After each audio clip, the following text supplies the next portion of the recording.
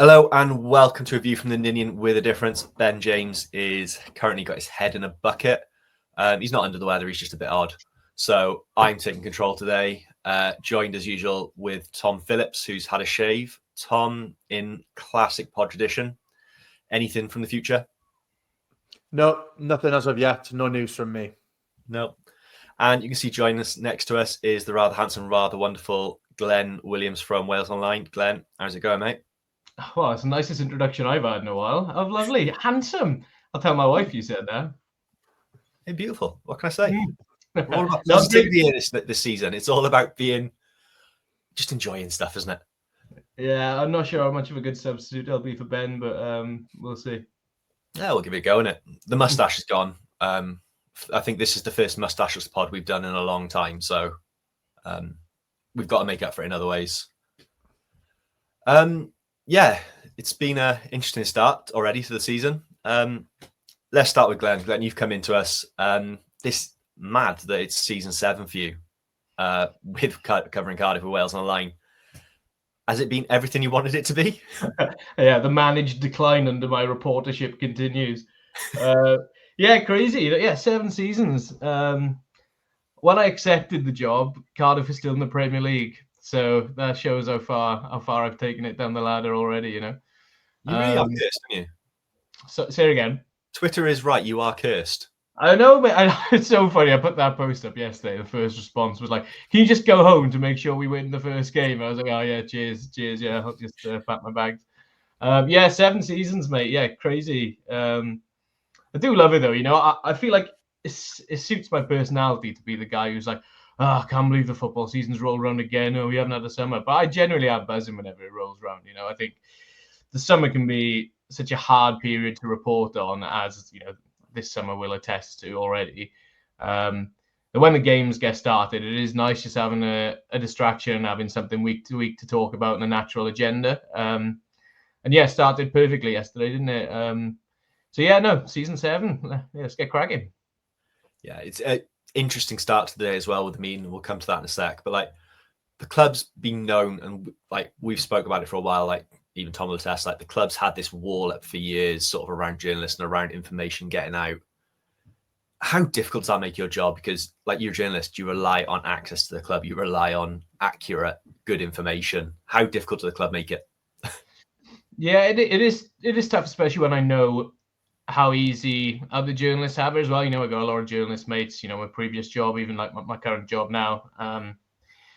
They get really good access. They have clubs who are really useful in putting out the right information, keeping everyone informed. And over the years, it has been difficult to Cardiff. Also, doesn't help that the sort of turnover of staff and people in my 7 seasons covering the club doesn't help either, because you end up getting a really good contact, somebody who's really reliable, somebody who gets it, somebody who knows what your job is, you know, understands how you pay your mortgage and what you need to do to do your job. And then they leave, and then you have to start from scratch with somebody else, and that it can get pretty testing. So yeah, there are other clubs who do it better, but I'm sure there are clubs who do it worse as well. So I don't want to bang them too much. Yeah, I suppose the one thing they got is there's always something to report about with Cardiff. Yeah, the news agenda has been pretty crazy the last 6 years. So always something to report on. It's one of those clubs that always in the news agenda, isn't it? So yes, it's never too dull. Cool. I think let's get into it. I think yesterday it came out with the meeting with Mehmet Dalman, and the elephant in the room was sort of avoiding the takeover. What's your take on everything? You've got more of an inside scoop than anyone. You sort of know what's going on. What can you say? What can't you say? Yeah, just really pleased yesterday that there was something tangible that, you know, I could write about in terms of somebody speaking on the record with authority, because it's been really tough this summer just in terms of the sheer amount of information that seems to have come out from other parties, be it Gareth Bale to start, literally Gareth Bale, not even like reports, literally Gareth Bale being chucked in front of a camera. And then this South African consortium, which has just been drip fed through a select few number of fans, as far as I can see it. And then that information spreads everywhere. And when thing is, my job isn't to see something on Twitter, take that as fact, and just report it like everyone else is. My job is to see that, I think, oh, that's interesting, and try and get the other side of it, or back it up and verify the other side. The problem is, the answer I get back from the other side is not what fans want to hear. The majority of fans, anyway, I would say, I don't think I'm wrong in saying the vast majority of fans would want to see a takeover. You know, whenever I say it's not happening, I end up being a pariah, and everyone hates what I say. But, you know, it's not me saying it. I'm getting it from 3, 4, 5 different people at the club. But what's been difficult this year is that the common consensus or the discourse is it's happening. And when I'm the one getting the information it's not happening, I end up second guessing myself, because I'm like, well, there are literally hundreds of people I'm seeing here saying that it's happening. And I can't get one person to say that it's one official person to say that it's happening. I don't do this a lot because it's not good practice really in journalism. But I phoned up one of my colleagues at the BBC, because you're not supposed to share notes or whatever, and I said, mate, can you find anyone saying that this takeover is happening? And he was like, I'm so glad you asked me, because no. And I was just like, okay, good, right, good. At least when I'm cutting against the grain, then at least I know I'm literally not alone. And it's funny actually, because the first time after the big Gareth Bale stuff, I published a story, literally, almost, funnily enough, exactly the same time as the BBC, and we both said the exact same thing, really, which was encouraging, because I thought, I'm just going to publish this story and throw my phone in the bathroom and not look at it for 2 hours, because there's just going to be a pile on.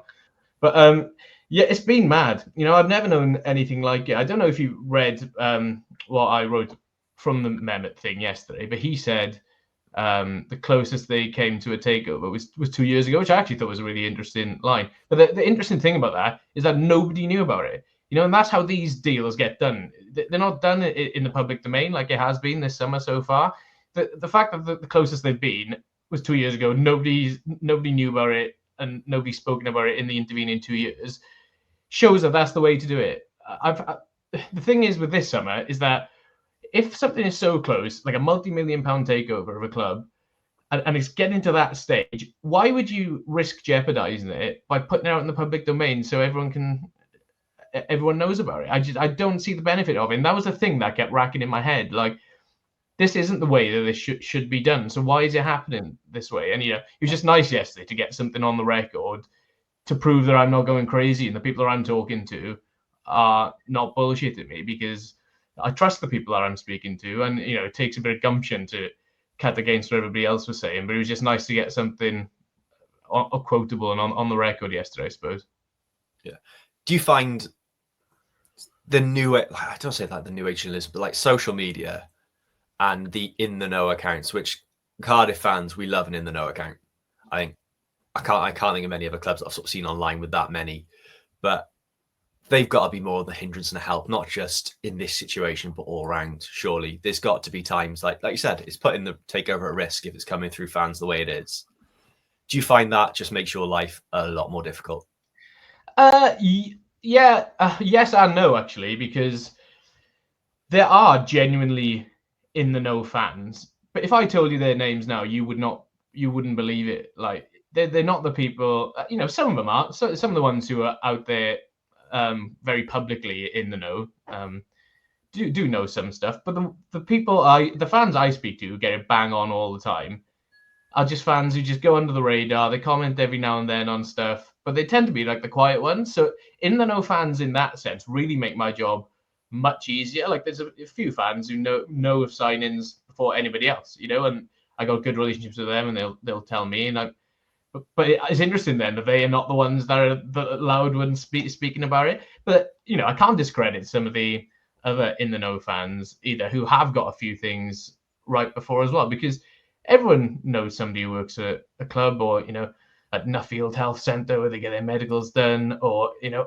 my cousin's mate works at the FAWE Centre. And so, how do you verify all that? It is tricky, and you kind of have to take time to work out who the legitimate ones are. But it's also their football club, you know, they're the ones who are supporting the club. I'm not going to have a go at them for being in the know and like being excited about it, because that's what it's all about. That's what football fandom's about. That's what forums were like 30 odd years ago. You know, it's just the new version of that, isn't it? I find it quite funny actually. Like apart from the parody accounts where that get me in serious trouble. I was going to ask you about that.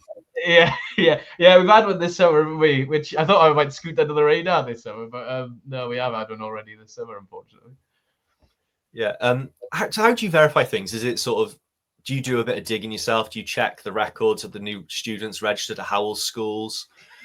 Is it that sort of a line, or is it just sort of as it comes? It is just building up a network of good, trustful people that you know aren't going to bullshit you and aren't going to try and sort of ruin your reputation. Yeah, yeah.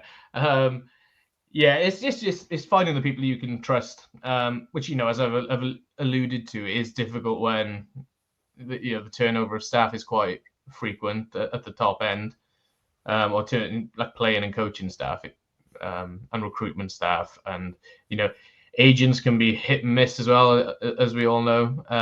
But yeah, it's finding the contacts you can trust, and that's a bit of trial and error as well. Like I feel like I get more right now than I did 5 years ago, because the people that I've been speaking to for 6 years now have clearly had a good hit ratio with me. Otherwise, I wouldn't still be speaking to them. So the longer you do the job, it does become easier. Yeah. Cool. Yeah. That Mehmet Dalman was in town yesterday. What's your take on it all? Like, do you trust him more than sort of the other rumours that have come out and about, or is it still a bit of a grey area for you? What's your take on everything, how it unfolded yesterday, and what have you got from your inside scoop on it? You were there. Yeah, what Dalman said yesterday was, I think, essentially what I've been reporting for a few weeks. There are interested parties, so 3 interested parties, which I think we've known now for a few weeks. The Bale Consortium, the South African consortium, and this unknown consortium. Although it was asked to Mehmet yesterday if he was part of this third consortium, because I know that's a theory that's been bandied about the last few weeks, and he sort of categorically denied that. To my knowledge, there's been dialogue with all 3. Mehmet said there was one credible consortium out of the 3 of them.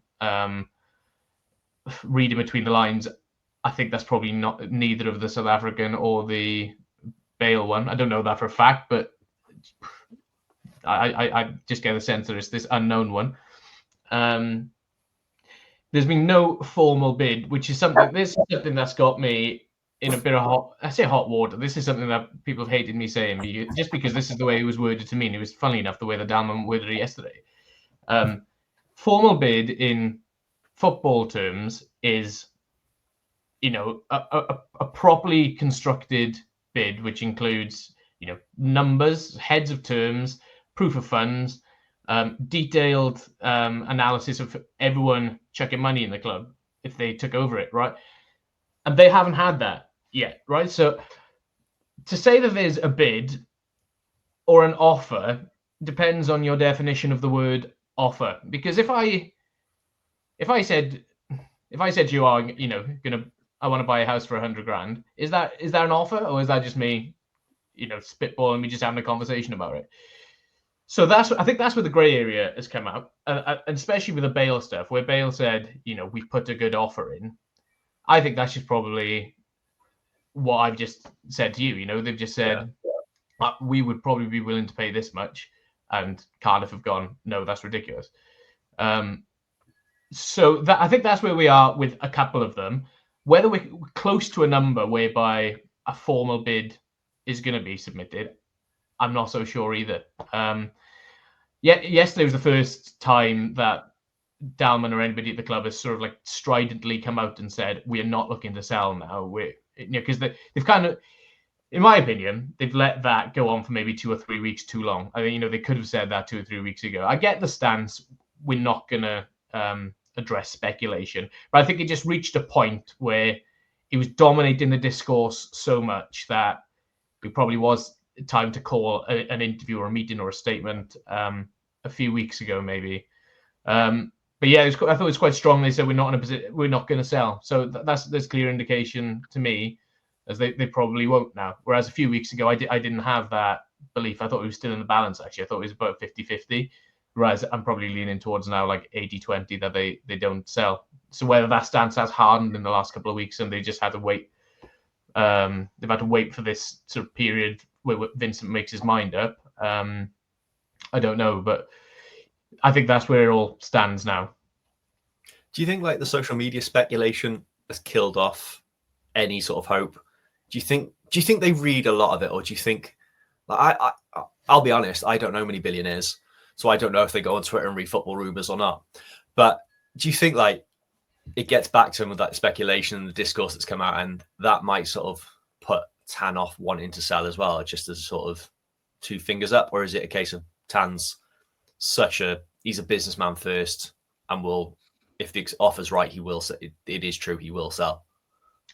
I know they read it. I know that for a fact. I know social media, I think I don't know if all of them read it. I know at least some of them read it, and they get pretty, some of the stuff is really hurtful and just nasty and horrible. They are just like people trying to do their best. I think anyone thinks that they are trying to burn money. I don't think that's the plan. They've made bad decisions year after year. But yeah, they definitely do read it, and I know it affects. I don't think it affects Vincent as much. I think it affects some of the other people higher up a bit more than Tan. Yeah. Speaking of burning money, you posted an article this morning about the potential of 4 new transfers coming in. Trott was spotted in the stands yesterday. What else did come? Can you elaborate on what you put out online this morning, or is it still sort of more of the unknown and the transfer business is going very, very quiet? Yeah, it is. It's been really quiet this summer, actually. Nathan Trott looks like he's coming in, which is interesting, actually, because they got 4 senior goalkeepers then. Although, I'm led to believe Ethan Horvath is likely to leave. You could just tell that from the start, though. He's a good shot stopper, but there's no way he's going to fit into a Brian Barry Murphy team. How much fear he strikes into you when the ball's at his feet. I think his fate was always sealed, really, when Brian was appointed. I know they're looking for a centre back, right back, left back, winger. Those are the things I was told early on the window. I don't think they've veered too far from that. The quite an emphatic response to questions over Yusuf Salek and Callum Robinson as well. It's funny, like the question was put to Dalman, like, if people come in for Yusuf Salek or Callum Robinson, and he just went, they're not going anywhere. And we're like, yeah, but later on in the window, they're not going anywhere. War of a bit, they're not going. It was like that. It was quite, which put me at ease. But yeah, if somebody does chuck 10 million quid on the table, so that was really positive. So it looks like there's going to be, so after Trott, which is a loan with option to buy if they get promoted, looks like a permanent sign-in and then 2 loans then. So, in terms of names, I haven't got anyone at the minute, which is interesting. But yeah, it has been very quiet and under the radar this summer in terms of transfers. Yeah, it's been quite nice in that sense, hasn't it, Tom? Just sort of not knowing, because it's such an unknown this season for all of us anyway, going back into League One.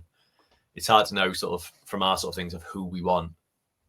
Yeah, I think like as a podcast, obviously we want to know more things, but as a football fan, when the club has got things, a little bit tighter and you haven't got stuff leaking out all the time, it makes it feel like the business is done the right way.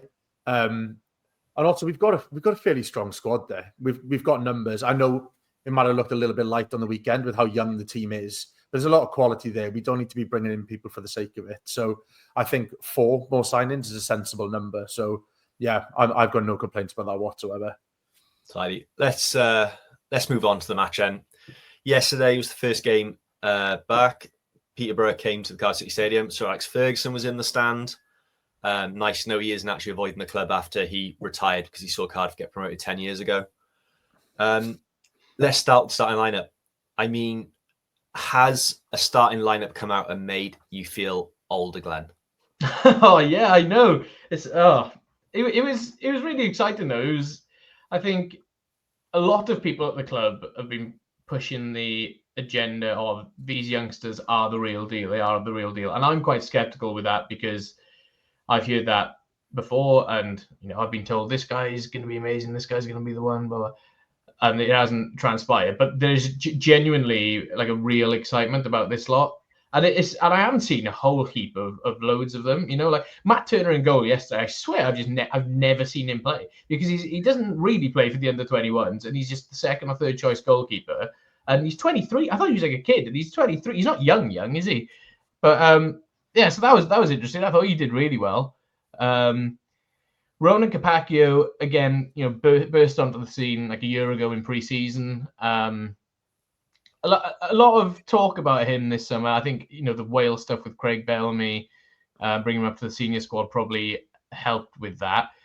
I was a bit more cautious about Ronan, which I proved wrong, thankfully, after yesterday, just because there was just a few things that I've seen last season, pre-season. I just thought he was out of position too much. His pace kind of got him out of trouble quite a lot in terms of recovery. Going forward, there was no issue, but I just thought Cardiff are really weak down their flanks defensively. They concede a lot of goals that way. And I was like, this guy, is he ready yet? But then I was like, Christ, has all the love of football been booted out of you, Glenn? Like this is like an exciting young kid. Like, you should stop being like that. So, but I was so pleased to see him do well yesterday, because I really do think his ceiling is high. And then Joel Colwell started in midfield. I've been a really big fan of Joel ever since I saw him play for the 21s. He offers a real point of difference in. It was actually interesting. I think Ruben commented on his Instagram this morning, something calling him like Joel Gerrard or something. And obviously he's not Steven Gerrard, but he has got that sort of like Roy of the Rovers about him. Just like running like a headless chicken up and down. The engine on him is ridiculous. Like, he drives with the ball really well. And if you think of the other midfield options in there, like somebody like a Eli, who is like an old school six, like a sitter. Alex Robertson and Dave Turnbull are like technical players, I suppose. Ruben's a bit more of an attacking player, so I think Joel actually occupies a really important role in that squad, because he gives you that drive, gives you that defensive solidity. He goes hard in the tackle as well. I think he could be a really big season for him, and I'm really excited to see by what he could do. Dylan Lawler, centre back, he is one that I'm really excited by, and I don't think he had his best game yesterday, if I'm honest. I think it was a bit of a wake up call for him.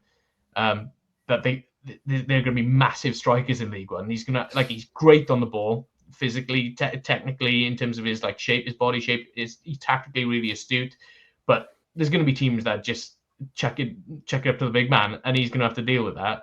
I thought that was a really good test for him yesterday, and he'll learn a lot from that. But make no mistake, is one fairly subpar performance maybe. I think he's got it. Out of all the youngsters, I really think he's got it. So yeah, a lot to be excited about. I'm wary that I'm dominating that conversation, by the way. But yeah, no, I'm really excited. It was really refreshing. Yeah, it's nice to have someone talk sense for once, to be honest. Yeah, I was thinking that. That's why I stayed quiet for 25 minutes. It's quite nice to hear someone else. Tom, Matt Turner in goal. He became a cult hero, waving the flag after the Derby win. But I think he cemented that, and I think we should start planning his statue after some of those saves yesterday. What do you think? Yeah, I thought it was a really kind of assured performance from him. I thought we'd see him on the bench. I didn't think he'd be starting, but I think just the comments as well from BBM afterwards, just saying how much he's been impressed by him in training as well. It didn't feel like he was saying it for the sake of it. It felt like he really meant that. And yeah, a couple of really, really important stops. Nothing world class or anything like that, but just ones that, if you're on your debut, you'd definitely be nervy about making. So I think just to see him there, I thought he was quite assured with the ball at his feet as well at times. And I didn't realise how much of a Welsh accent he had until he was speaking after the game as well. I kind of forgot he was Welsh. Yeah. I thought he was just one of these kind of English signings that we had just in the academy floating about as well. So you never know. And we're not blessed with goalkeepers in Wales. So, it'd be nice to see him get a bit more game time, even though I know we've got Trott coming in now as well. But I thought it was a great performance from him. And yeah, one of many from the youngsters. Yeah, where does that, I suppose that's probably something to ask in the next press conference then, is where does that leave the goalkeeper situation? Like you said, Horvath is he's pretty much been out the door since the season started. Trott comes in, he's former England under-20 international. He's not going to want to come in and just sit like warm the bench. Jack Anick was, in my opinion, the best goalkeeper at the club last year. And then you've got Turner coming in and making that performance. Suddenly, it's a very, very congested goalkeeper department. Sort of, where does that leave Turner in this rankings then? Yeah, I was surprised he got the nod. Just by virtue of just not seeing him. You almost like, I don't disrespect him, but I didn't think he wasn't in anyone's starting lineup that I saw. And I actually thought Anick's fit, and I was like, well, Anick is like the perfect BBM goalkeeper, isn't he? He's amazing with the ball at his feet, decent enough shot stop. I agree with you, Ben, that I thought he was the best keeper of the club last year. Yeah, it is. Yeah, you'd think that Trott is coming in to play. You don't drop Turner after a performance like that. And the bench is smaller this year. They're not going to have two goalkeepers on the bench. Sorry, that's my dog. They're not going to have two goalkeepers on the bench. So kind of, I don't know. It's interesting because Anick's contract's up at the end of this year as well, I think. But it's a big call to, if you're going to let Anick go out on loan or something, it's a big call to just have Matt Turner on your bench. I'm not sure. Yeah, it probably is one to ask in the next press conference, to be honest. Yeah, it's really interesting. But sort of the setup yesterday was, we've seen it sort of evolve through pre-season, but to see it come like that in a league match, I think last year we set up under Bullet in pre-season. We looked quite exciting. And then the season started and that just didn't happen. The pre-season, the team performance between pre-season and the actual season was completely different. Is it refreshing to see everything that was put into practice in pre-season come off in a game yesterday and see that press, the energy in midfield as well with Joel Colwell, who's just a Duracell bunny? It's mad, isn't it? The change between that and the team that started last year, Glenn. Yeah, it's, if we go back to the start of this summer, they're looking for a new manager. I knew the sort of like 5 candidates, but probably was realistically only 3 in the end. 5 candidates who were in the mix. And I was just like, just go for a safe pair of hands, just go for a safe pair. I'm just so jaded by young coaches coming in and just doing badly against that. I'm just like, go Ian Evatt, just go Ian Evatt, you'll be fine, you'll get top 6. I'm just that way inclined, right? So I was speaking to somebody at the club then, and I was like, I would just be inclined to go for a safe pair of hands. And they were like, yeah, but, to what end? And I was like, just to ensure that this is just not free fall this year and you get relegated again, because, that's just how my head works. And they just like, well, no, this like presents us with an opportunity to change course, change direction of the club for like meaningfully. And they were like, we want to go with somebody who's going to set the philosophy for this football club for the next decade. And I was like, wow, that's quite like a bold thing to say. And then like, I think 3 weeks later, I think Barry Murphy was appointed. I was like, oh yeah, I can kind of see that now. You've put a line in the sand. You want to change the way this club is going, the way this club is run. So they've made a definitive decision. And I think everything from that point onwards has been done with a real clarity. And I know that Barry Murphy absolutely blew them away in his first interview, just like his plans, how he saw things going forward. He had like forensic knowledge of all the youngsters, even ones who'd had like one senior appearance, like he knew loads about them. I think that really excited the decision makers. And yeah, I agree with you. It completely came into action yesterday. Because it's one thing saying that in your press conferences and doing it in pre-season, and then to name a starting lineup at the average age of 21 and pressing from the front was amazing. Just like absolutely hounding them, being bold with the ball at the back, but not being afraid to switch it up either. Like what I really liked about it as well was seeing like Ryan Wintle and Will Fish just like smashing diags as well. Like I remember when Michael Carrick was in charge of Borough and I went up to cover a game up at Middlesbrough, and it was so boring. Like they were they like refused to lift the ball off the floor. And the Middlesbrough reporter was next to me and I was like, mate, is it like this every week? And he was like, yeah. Like they would just refuse. Like there was like an easy out ball to the left flank, and they would just say it's almost like they would get fined if the ball left the ground. Like they could just lift it over a player, but they refused to do it. So it was nice for me to see. Like, oh yeah, they try that, but then if Ollie Tanner's on over there, they just look up and just ping one, and they've got the quality to do that as well.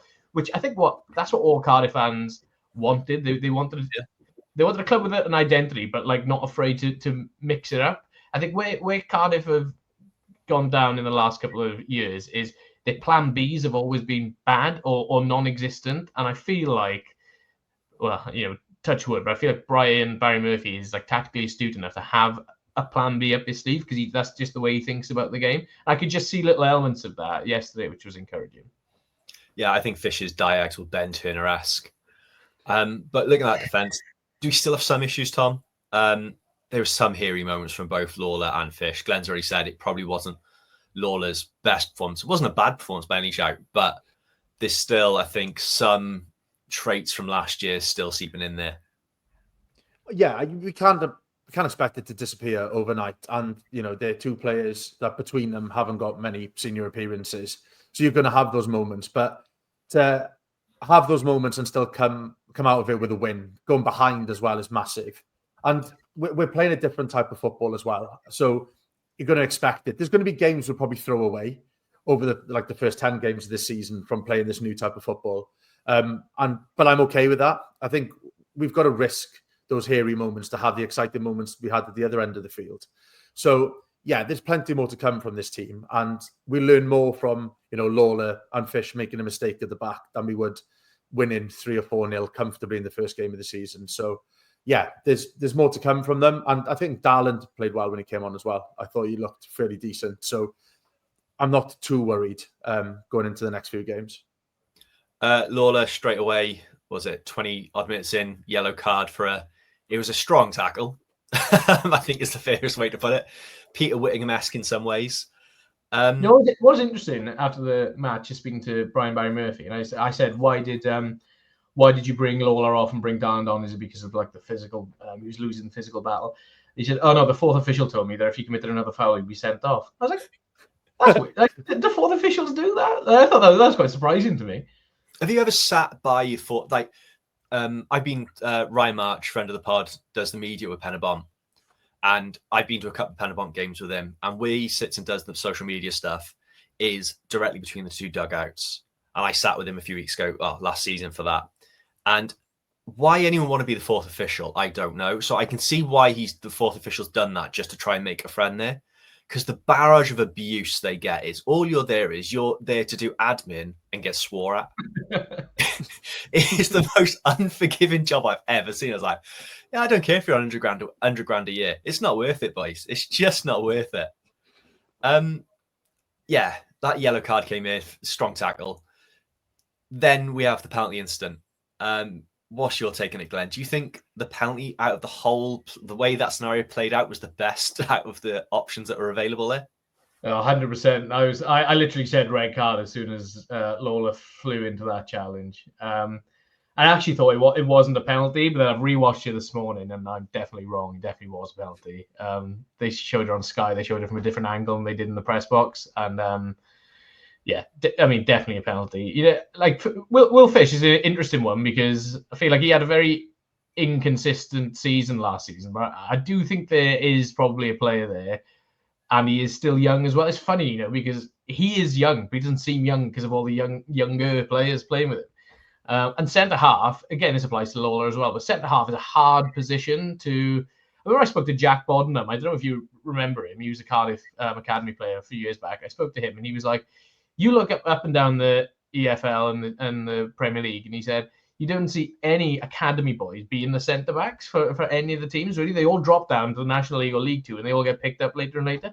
It's like, oh yeah, that is funny, and he kind of opened my eyes to it then. So it's like, I'm really pleased to see Lawler come in and get a chance, because I think it's probably, apart from goalkeeper, maybe the most difficult position to get a break as an academy player. But yeah, Fish alongside him is like the elder statesman, and he's like, what is he, 22, 23, something like that? 23, yeah, 23. So I think he'll have an important part to play this season. Will Fish. I think he probably is a sort of Barry Murphy centre half. I think probably the starting two at the minute are Lawler and Chambers. But that'll probably change sort of the course of the season as well. Yeah. Tom, what do you make of that? Do you think Whittle Pascard is the person that sits alongside Chambers, or do you think even after a shaky performance, it's Lawler's shirt to take for the next few weeks at least anyway? I don't know. I'll be honest. I can't work out what the best combination there is, and I think we won't know until about 7 or 8 games in, because like nobody's really blown us away in that position over the last season. We've got people who haven't played and people who played pretty badly there. So I think it's going to take us a few weeks to work it out. We've got a cup game coming up against Swindon as well, so maybe we could try someone else again. So yeah, I think my gut instinct is like obviously Chambers. I think he's probably the nailed on one, and then I think it might be rotated around a little bit until we've nailed it down. But I'd like it to be Lawler. There's no doubt about it. I think, yeah, like Glenn said, there's something there with Lawler that we don't have with other players, but it might take a few weeks for him to be consistently starting. Yeah, Chambers obviously handed the armband this week. Vice captain went to Colwell. Colwell led out the team. From the off, he seemed really up for it yesterday, Glenn, didn't he? It seems like he's a player that's going to thrive on that responsibility of like being the vice captain. It's a question we've asked a lot. We've asked it for players all down the lines, but is this finally the year that Ruben Colwell comes good? It should be, because he's way too good for this division. You know, he should be in the team of the season. He should be top assist, maybe even top goal scorer for Cardiff, because he is class. Like, I know people like to bag him because it's the trendy thing to do sometimes, but he is just class. I hear things like, it's make or break for Ruben this season. If he doesn't do it this season, he's got to go. Why? He's still so, like, even with his output the last couple of years, he's still better than a lot of the people that you're not saying there's make or break season for. You know, why can't he just be like a good Cardiff player for 10 years? Why is he got to be this? Like, the pressure on him, I just think is really unfair sometimes. But I thought he was amazing yesterday. I think it really could be his season. I spoke to him after the game yesterday. What was interesting as well is the way that they chose the captaincy was they did a player vote. I don't know if you saw that. So all the players vote, which I thought was interesting. So good to see that he's held in such high regard by his peers as well. And I didn't, from when I first interviewed him after his first goal against Nottingham Forest, he was this really shy, retiring, like giving you one-word answers. Like, he was so nervous. I just seen him like blossom and flourish, and how he holds himself now is just so different, and it's really good to see. And he he's really fit lad. Won the bleep test again this summer. Even he got married this summer and he won the bleep test. After my wedding, I was actually mess for 6 months. Yeah. He covered every blade of grass like David Beckham against Greece 2002. I had in my head. He's just running around in circles trying to get the ball everywhere. Just thought he was really good. I really think this could be his season. And I asked him again yesterday. I'm sure somebody of your ability will have had championship interest this summer. It could be very easy for you to just go straight back up to the championship. Why have you decided to stay in League One? Because you're too good for this division. And he just said, I think we got something really special here. I'd rather be a central part to something special than go and play elsewhere and play a bit part or whatever, which I thought was just like the perfect answer, and the sort of answer he wouldn't have given 2 or 3 years ago. It shows his maturity. And I asked him about his, like, I said, you should have scored more goals the last few seasons. Let's not make any bones about it. You're way too good to have the goal record that you've got. And he said, fair comment, but I felt like I've been in this form for like 2 years, which I get, actually, because he has been in good form. But those like final moments, the final pass, his shooting was like erratic for like a 6-month period last year where he was hitting like rose head from 20 yards out. And I was like, what is this? But I think now there's like a clarity of thought, and it's all come together for him. And I think Barry Murphy is like the perfect manager to harness all of his abilities. Just because of the way that Barry Murphy talks, I feel like that speaks to Ruben, because he's very clear, concise, and he's like, we don't want you exerting your energy here, there, or that. We want you doing this very specific job. And he's a big one on detail, and I feel like they'll drill down into the detail on Ruben, and he'll become a miles better player for it. Yeah, I think that's a huge part. I think listening to Craig Bellamy at the Penabont thing a few weeks ago saying Ruben's issue is he tries to collect the ball when he's in the number 6 position, and that's not where you want him. You want him sort of getting forward and looking to create stuff, because he's no good where he is, and hopefully now that'll sort of put him back in contention, get him playing in the right positions. But Ruben was central to everything, wasn't he, Tom? It's sort of that, despite being 1-0 behind before that first 30-odd minutes, we dominated. How do you got a question? How we didn't go ahead before that? I think the fact that we still dominated and we didn't go into our shell when we went 1 down was good to see. We stuck with a game plan. We stuck with a high press. We stuck trying to play this adventurous football that we haven't seen before. And I think the comments after the game, Corbett said the same thing, that that was the best part about it, that they kind of stuck to that. And I think he's clearly got the license to play that type of football now, where he might have not done it before. And, you know, he's not completely surrounded by like the older pros who maybe wouldn't want him doing it. He's been given that, you know, the captain's armor on the first game, and he's there to lead by example. He's never going to be a ridiculously vocal leader, but he can lead with performance, and that's exactly what he did.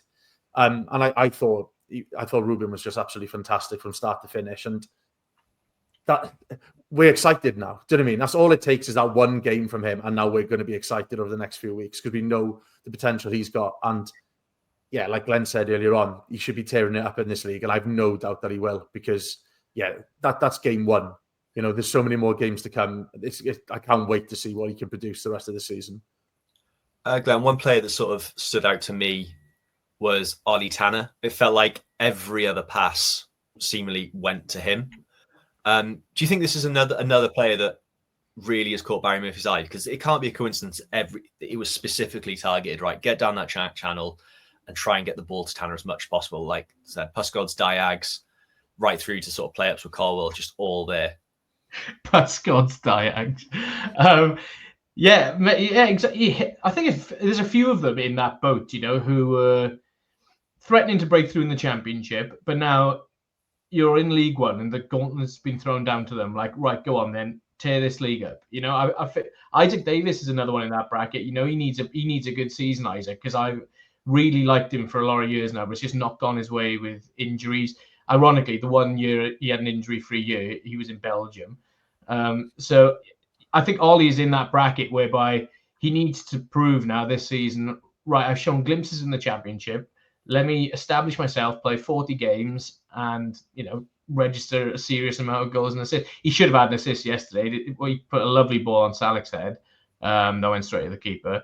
I like Tanner just because there's still that like raw roughness about him.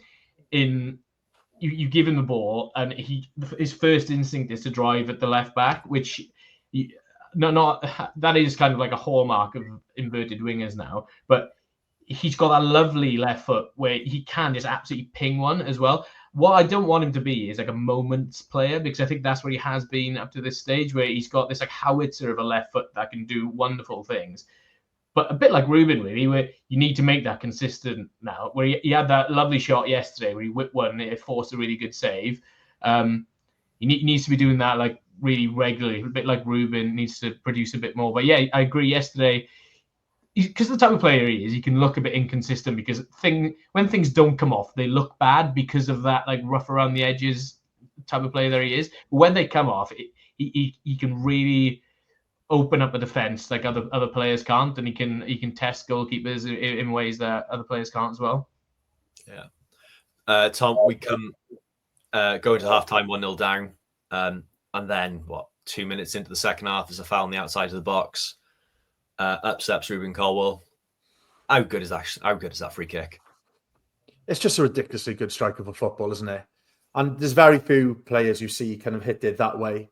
I'm not going to say he's anything good as Gareth Bale, but that kind of where you hit it on the nozzle, where you pump it up and you don't know which way he's going to move. It felt like one of those, didn't it? When he just caught it, and like it's not right in the top corner or anything. It's just the movement of it. Like he kind of moves away from the keeper at that last second where he's got no chance, and it's just a hell of a strike. And we haven't seen many like spectacular goals at CCS for a long time, and then two come along at once in that game, and again it just adds to that excitement. But God, like you could clearly see that Ruben's confidence has built up through pre-season, where he's had a few strikes. He had a sighter earlier in this game as well, where he only just went wide, and you can see he's getting ready to fire up now, and he's not scared to hit the ball, and he's starting to dominate these games. And yeah, like I said earlier on, I'm just so excited to see more from him, because that is one hell of a strike of football, and you can see it was getting picked up all over Twitter by accounts who don't normally give us any attention whatsoever, and there's going to be plenty of people keeping an eye on him over the next few weeks to see if he can do it again. Yeah, is that the worry, do you think, Glenn, for the club? He starts too well, then last minute sort of bid comes in, because the revenue's dropped massively. I think Ben James put in the chat, if it's a club like we were talking about Salek, and if a club offers 10 million for Salah, can the club really turn it down? But I think Colwell plays like that. If a club comes in 10 million for him at that stage, it doubles your revenue. Can the club afford to turn that down? Yeah, but then you have to look at the flip side of the coin, because if he goes, you don't get promoted, and then your revenue stays down, for another season. So how central you think he is to Cardiff's promotion chances? And I would argue he's probably the most important player. I'm sure other people got other opinions, but if he stays fit for the majority of the season, I think Cardiff's chances of getting promoted go up exponentially. So I don't think he is for sale. I know that there's been interest for a number of years now in a number of clubs, and there's been no appetite to sell him. I don't think Ruben particularly wants to leave. So I think in this case, I would be pretty confident in him staying. I did enjoy the press conference, him realising he's going to get a bollocking when he gets home for calling his wife his girlfriend. Like, I know. So good, because I still do that now, and I've been married almost 3 years. So same, mate. And it's just habit, isn't it? Tragic, but it shows how tragic my life is yesterday when I knew that Matt Turner had been at Ruben Colwell's wedding. I just caught myself in the middle of the press conference like, "Oh, Glenn, you're the most tragic bloke ever." Let's go on to the match winner, Tom. Ronnie Capacchio. We spoke about him. Glenn spoke about him. Craig Bellamy spoke about him. Brought him into the Wales squad. But to see him on his is that his full league debut, sort of coming in and scoring in front of the Canton, the winner, doesn't get better than that, does it? It's what dreams are made of as a Cardiff player, isn't it? Like coming in, debut, and scoring a goal of just that quality as well. It's not just a tap in; it's not one that's come off the arse. That is an unbelievable strike again. And just, I didn't realize he is only 18. Like I just assumed he'd be a little bit older than that, because obviously he was in and around pre-season last season. I think we picked him out as one to watch, and we were a little bit early with it, but he'll definitely be one to watch this season. And yeah, this league is set up for an attacking talent like him. Defensively, he's got some way to go. Like Glenn said earlier on, his pace kind of makes up for a lot of mistakes, and we saw that a couple of times still. But it's one hell of a strike, and just the smile on his face after he scored it as well, and not just him, but other players like Joel Colwell when he went off as well. Just they look happy to be there, and I think that energy that these youngsters are bringing to the field is that's what we want to see as fans, and I'm hoping that kind of continues. And yeah, you want players who are happy to play football, and if they're scoring goals like that, then they're bound to be happy to be playing football. And as a Cardiff fan, there's nothing better than seeing an academy talent like that score an absolute worldie on his full debut. I'm over the moon for him. Yeah, Glenn, I think an unbelievable moment. I think BBM spoke about it in the press conference before, that him getting into the box in that second half was something he wasn't doing in the first half. Do you think that's something we're going to see more from him as the season goes on? Do you think? Yeah, I think so. He's only going to grow into it. I spoke to somebody at the start of the summer about Ronan. They were like, the hope for him is that he gets 15 appearances this season. Well, on that showing, you'd be disappointed if you didn't get double that at least. Yeah. I know Perry is a seasoned right back who will be very good at League One level, let's face it. So it will be competition. But yeah, I mean, Ronan's at the start of his journey, really, and he's this good already, which is really exciting. He's one who really could be one to watch this season. Attacking wise, I think he will be given license. It was, like you just alluded to it there. He said, Barry Murphy said, against Notts County, he was too conservative in his performance. And he said the biggest thing that pleased him was that if on the hour mark, he found himself inside the opposition penalty area, so he's clearly been given license to attack, and he's clearly got the quality to carry out what's needed. Cool. I think the story of the day was just how good it was. What you boys, what's your summary of it all coming out of yesterday? Positive? Major positive. I think we have got to temper a bit, because I think that's a poor Peterborough side. I know it's easy to get carried away. I don't want to be a Debbie Downer, but I think that team will struggle unless they make some reinforcements. But I think there would have been a lot of nerves as well. New manager, young players, so you can give them a bit of latitude for that. So I think the overarching feeling is one of positivity, encouraging to see that the conveyor belt is in rude health. Players like Eli, who didn't start, who's had an amazing preseason, in my opinion. Alex Robertson in the stands, Dave Turnbull in the stands, Perry in the stands. I think all that together with the two amazing goals. Defense was okay. You know, it is the one concern for me still. Midfield worked really well. I just love the combinations. Ryan Wintle was a major positive for me yesterday. I know he's a lightning rod for abuse sometimes, but you know, Jamalu Collins, Curtis Nelson, they've all added him there over the last few years. He was just the one. I'm sure there'll be a new one this year. I thought he was brilliant. I think he'll be really good in League One. You know, he's exactly what they need in that pivot role with rotating with Eli. Generally, really positive. People like Joel Bagan go under the radar. I think he's just going to be a really solid left back this season. Like, well, I don't think he'll attack as much as the right back, maybe, but they need that defensive solidity in behind Keane if he's the guy playing on the left. Generally there'll be loads of positives in that changing room or in the Monday debrief tomorrow when the coaching staff go through it. Tom, what do you think? Happy with how yesterday played out overall? Yeah, you've got to be. I think, like I said earlier on, I think I feared the worst when we went 1-0 down. I was like, come on, it was so important to get a big result in the first game of the season, get that win under the belt, to get that positive momentum rolling. But to see us come back from 1 down, and in the fashion that we did as well, you know, you've got to be happy with that. I think Glenn's right. That is a poor Peterborough side. There's a reason why, if you look at the odds before the season, they're right down in that kind of relegation picture. But, you know, we've beaten them. We'll move on to the next game. I'm not going to get too carried away because Peterborough they had a few moments themselves where they could have scored some goals later on. You know, it wasn't a complete walk in the park. Yes, we could have scored more, but I reckon they could have too. So, but, you know, it's a home win. And, you know, we'll take it because we haven't had many of them first game of the season for over the last decade or so. Yeah, right. We'll leave that there. That's a good summary. If you listen on audio, this will be adverts, and then we'll get on to the Twitter questions. Follow us on Twitter at VFT Ninian. We'll start with, there's a lot here. 46 responses. Christ. People are happy yesterday. I avoided Twitter yesterday after the meeting because I was expecting a meltdown from the whole meeting with Dalman and the sort of flat out refusal of a sale. So nice to know. It might not be that negative. That's nice to know. Thomas Taylor, pretty sure today is the first time I've been older than the average age of the team, which is pretty humbling. But what a result. I forgot how fun it is to win games. Mark Carter, best part of today has to be the press. Yeah, there were a few mistakes going on, but off the ball, there was such a difference in the effort to get back. And I thought you meant me then, the press. Yeah. Nah. He's praising it, not slagging it off. Really positive signs. I think it's going to be a fun season. John T.M. Williams, big day to see everyone smiling was a real bonus. Would look to see more crosses for Salek to get onto, and still don't see that as a penalty. I suppose that's one that we haven't really brought on to, Glenn, is it wasn't Salek's most active game, was it? A couple of chances. What did you make of his performance overall? Yeah, he'll have better games than that. He'll also have more chances than that. You know, that one clear-cut one with Ollie's cross into him. He had one sort of half one where Ronan gave it to him with his back to goal in the first half. He had to swivel and kind of like half hit it over the bar. Yeah, there'll be games where they're more dominant than that, I suspect. And he'll get a shot. He just wasn't in there. I don't think he played badly. He wasn't in there as much as a lot of the other players were.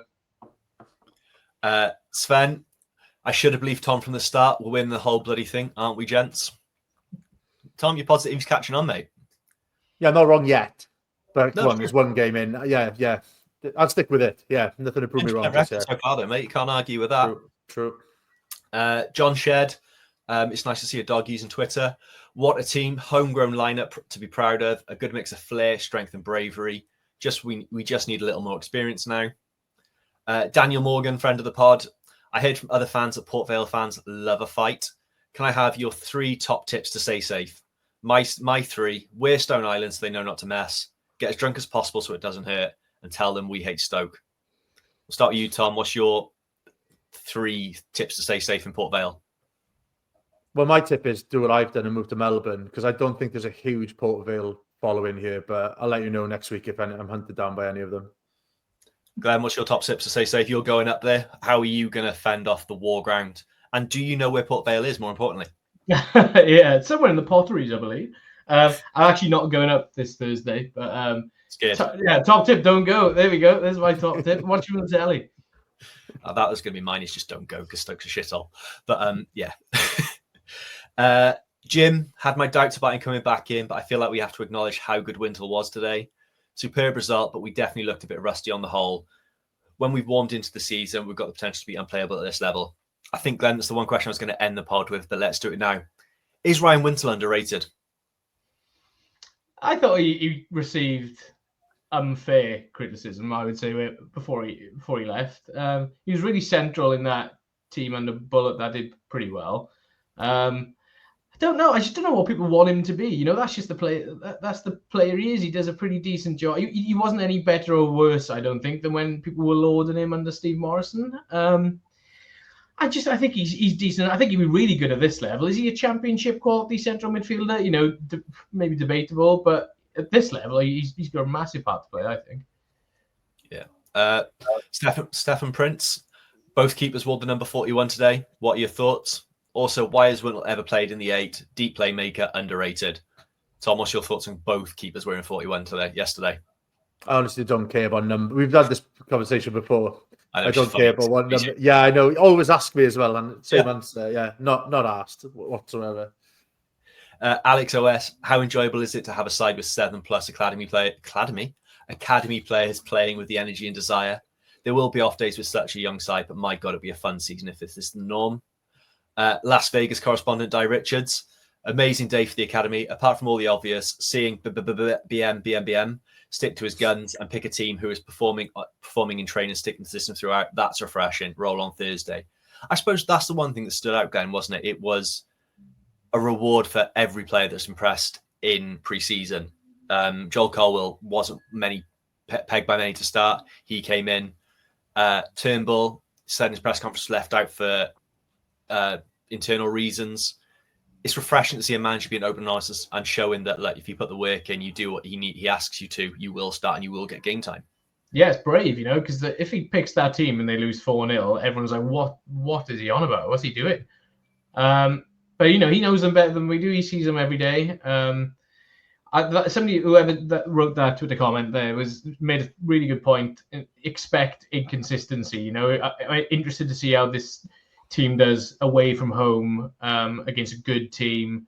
They'll win some games 3-0. They'll lose, you know, some games 4-3 or whatever. I just think just enjoy the ride and don't be expecting them to be world beaters now is what I would caution. I've already put the house mortgage on and winning the league unbeaten, so that's bad news. Shame. Sarah Paul, great start to the season for the Bluebirds. Thought Ruben was outstanding. Maybe having the responsibility of vice captain will positively affect his performance for the rest of the season. Still very worried about the centre-back situation going forward.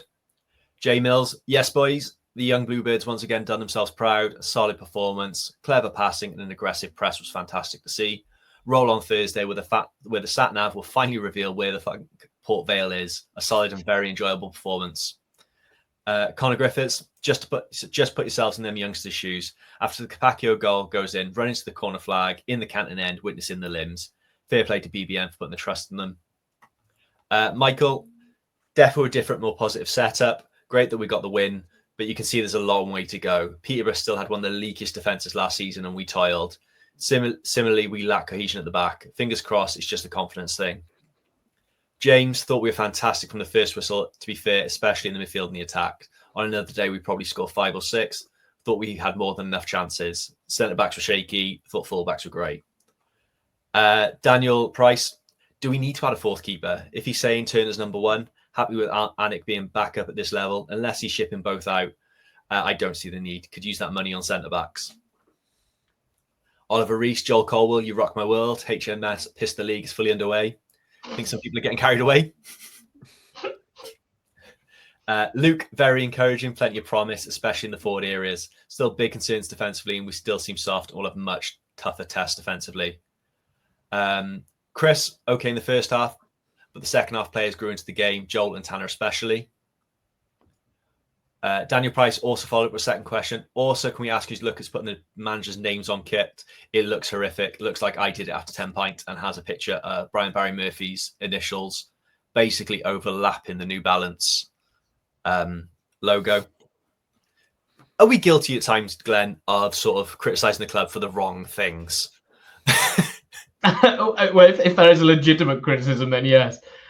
Because to be honest, I'm with him on this because I thought Bagan's 3 was too close to his name set. across the back. I think there should be more of a gap, but it wasn't consistent with the rest of the players. So, you know. I'll ask the tough questions about that. Well, to be honest, you've ignored half my questions about like which is his favorite Pokemon, what's the best Digimon. None of those. I want a big sit down with him for all those questions. You know, dig deep. I like it. Thorough answers. Football focused style. Gareth Davis, really enjoyed it. Joel Colwell, like a terrier who won't just give up that bone. Reese CCFC, I fucking love Joel Colwell. What an engine he has. Also, Wintle was solid in the middle. CCFC TM, first and probably the last time I'll ever say this, but I cannot wait to get to Burslem. If you know where it is, mate, fair play to you. Billy, the Colwell brothers ran the show. Lawler, excellent, even though he probably should have been sent off. Very exciting times. Simon, did anyone's pre-match predictions include Ruben winning headers? I didn't see that coming. Yeah, it's probably a fair shout, Tom, isn't it? It's something he's not really done too much, and considering the lad's, 7'3", the same size as the Big Show. He should be winning more in the air. Fair play, you get a wrestling reference in there. I had to get one in. Yeah. It's not something I feel like we need him to add to his game, but it's good to see. But yeah, you forget how massive he actually is until you see him in kind of full flight. He's a big lad, but yeah, if he's adding that to his game as well, he's not missing much. Owen Davis, what should the go-to for sick note be for the Stoke Bluebird if we do the unthinkable and lose on Thursday night at Burslem in Port Vale? This is Cole's year to really shine. Thought Winter was excellent too. Any ideas what the sick note should be, boys, if it does happen? I didn't actually get the question then, I got to be honest, Ben. What do you think his sick note should be if we lose to Port Vale? Owen lives in Stoke. He works there. All right. Every time I call Stoke a shithole, so I will be getting a tweet later. The shits, like do what Ben James did today. The shits, I reckon, is a safe one. He's going to love that catch. That's on there. El La Española. Fingers crossed this wasn't a flash in the pan for Ruben. Absolute class today.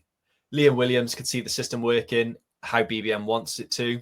And most of the time we played Peterborough off the park. The resilience shown by this young team not to let heads drop after the penalty and come back stronger in the second half and to hold the lead until full time was brilliant to see.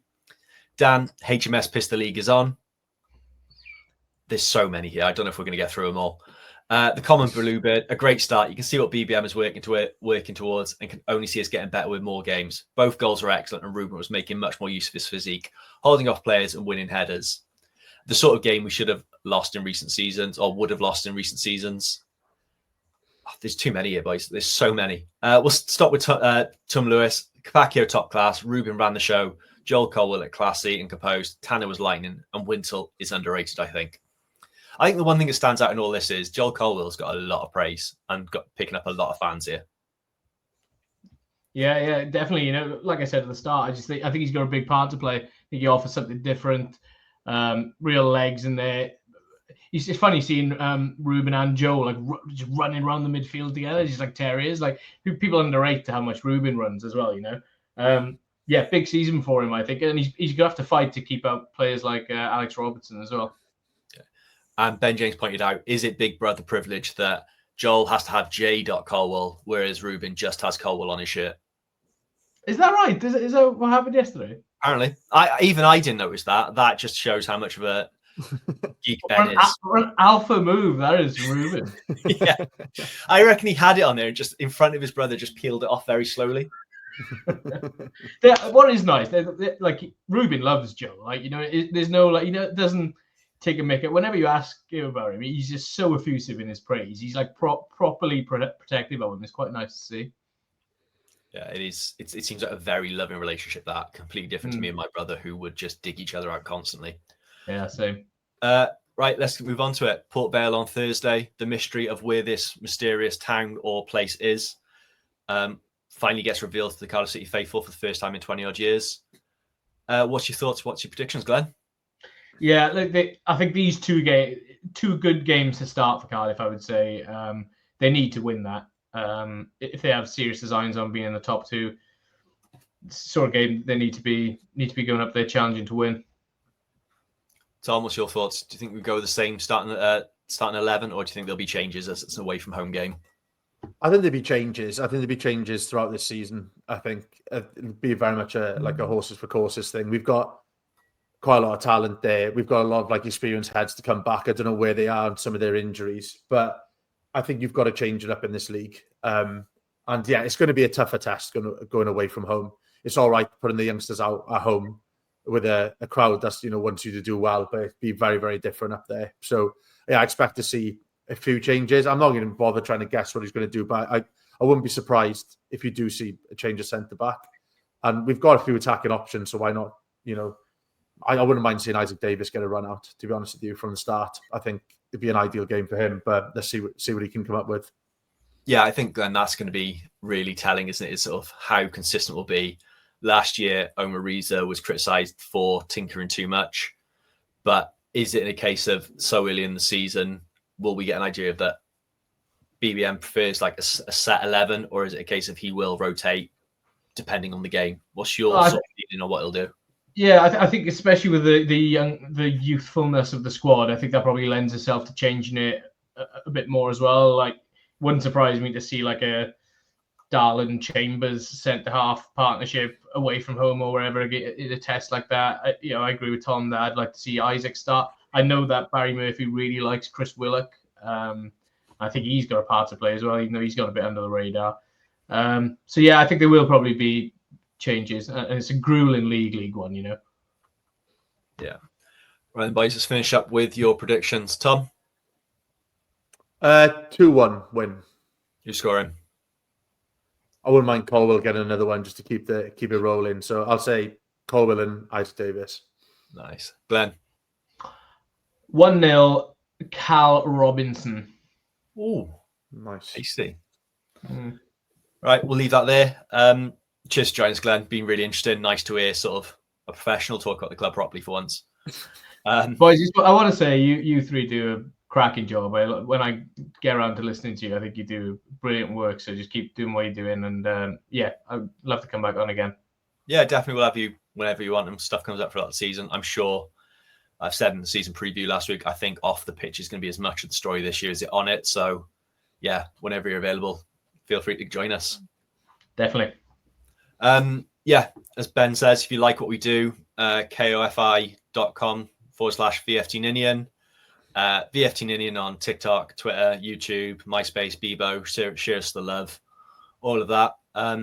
Anything else, Tom? No, nothing from me. Good job, Ben, hosting. Like every time Ben James off, I realise how hard it is to read endless tweets in a row. I've had to do it once. Horrible. So yeah, I'm looking forward to coming back. There's like another 30 that I didn't read. And look, I'll be honest, they're nice tweets. They're good, but I'm lazy. So yeah, I've read them. They made sense. Cool. If yours wasn't read out, send it again next week. Ben will do it. He's better than me. Right. We'll leave it there. All the best. See you soon. Bye.